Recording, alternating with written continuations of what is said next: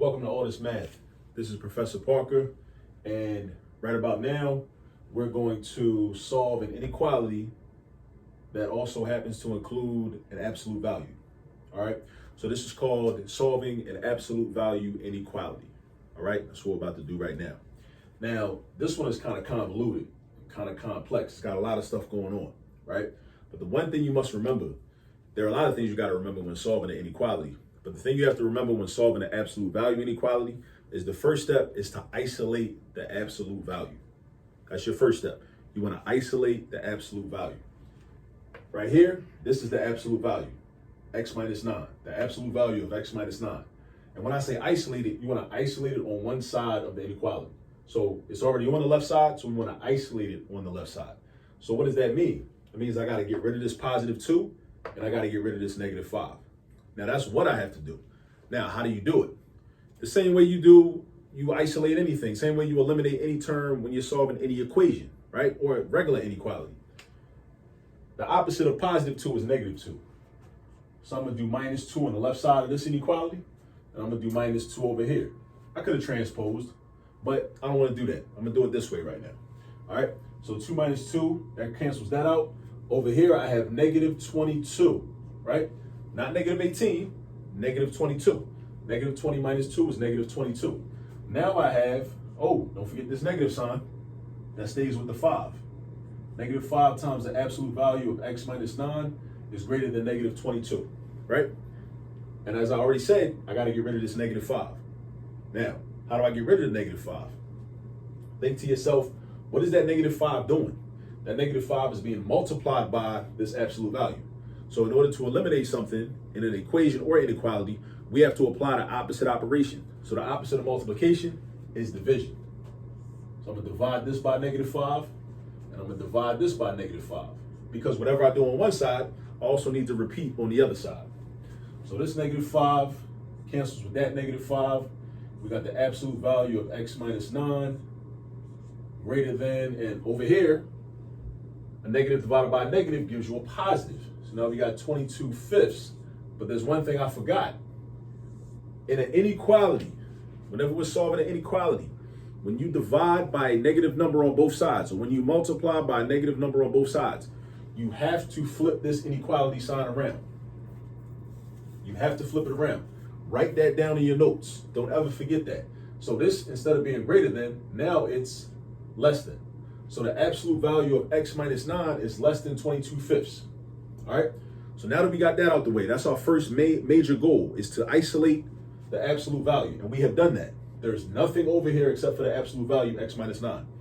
Now we create our two inequalities. We have to create two of them. To get the first one, all you do is you basically rewrite this without the absolute value bars. You rewrite this without the absolute value bars.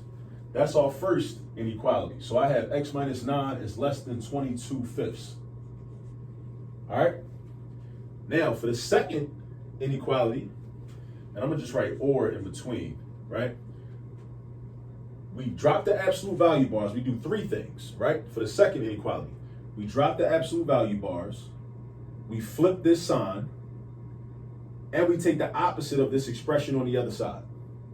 So again, you drop the absolute value bars, x minus 9. You flip this sign around, greater than. You take the opposite of this expression, 22 fifths, negative.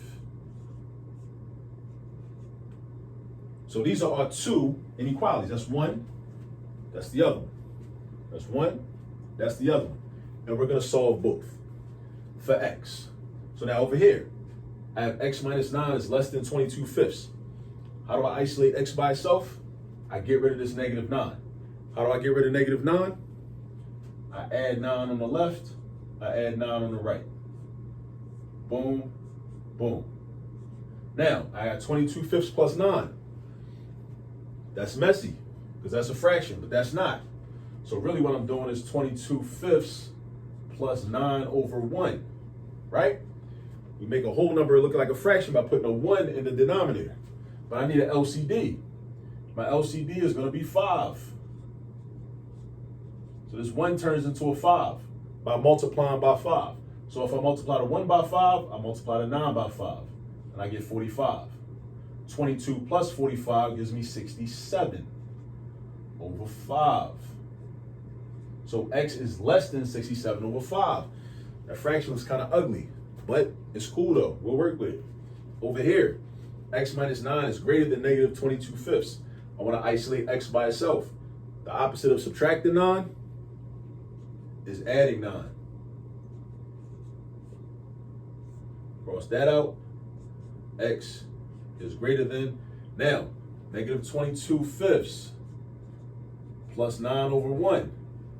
Same LCD as we had over here. It's basically the same problem except we have a negative involved, right? So we got negative 22 fifths plus 45 fifths, right? And then I got negative 22 plus 45. That's the same thing as saying 45 minus 22. 45 minus 22, subtract 20, we get 25, subtract 2 more, we get 23. So I got positive 23 fifths. So over here, I'm greater than 23 fifths. Now, how would I write this? Because I can't just leave my solution like this and like this. I got to clean it up. I got to make it neater. So I want to think about the number line, right? Think about the number line. Your answers should be in order. And these are boundary points, by the way. 23 fifths is a boundary point. 67 fifths is called a boundary point. Put that in your notes.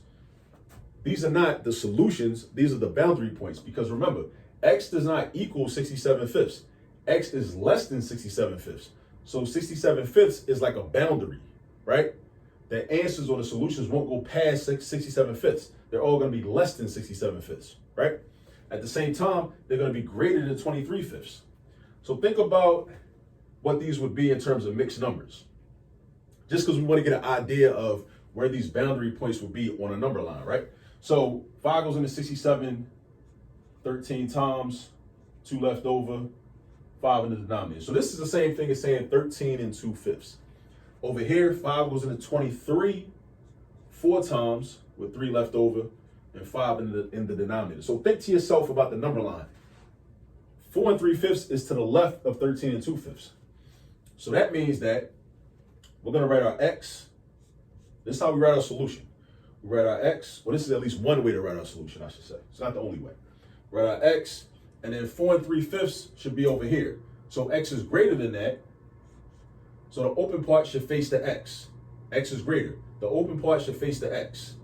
So you put 4 and 3 fifths. Well, I could have wrote it in fraction form, either way. But then over here, x is less than this number. So the pointy part faces the x, right?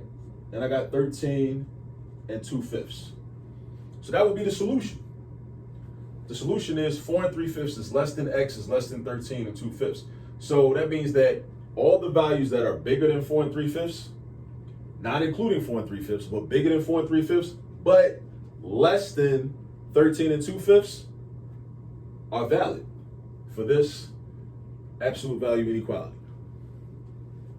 You draw a box around it. Draw a box around it. All right. And that's that. Thanks for tuning in. This is All This Math, Professor Parker. Please go to the YouTube page, like and subscribe. Well, you're already on the YouTube page, but at any rate, like and subscribe, tell a friend and tell a friend. Let's learn some math.